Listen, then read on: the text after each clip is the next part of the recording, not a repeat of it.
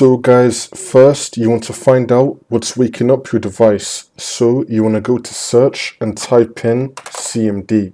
Now you want to run it as administrator and then click on yes.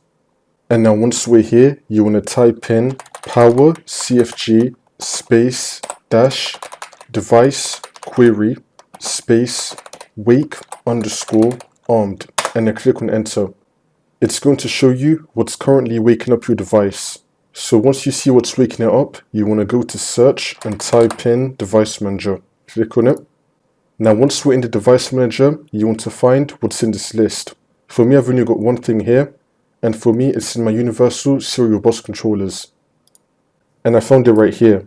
In your case, it might be like a mouse or a keyboard or something. In that case, you want to expand keyboards or mice. But if it's something else, then you just want to expand the thing for it, and you want to locate it. Now once you find it, you want to right click on it and then click on properties and then click on power management. You want to untick allow this device to wake the computer and then click on OK. If you have more things in the list, you want to do the same thing for that as well, and then that's how you do it.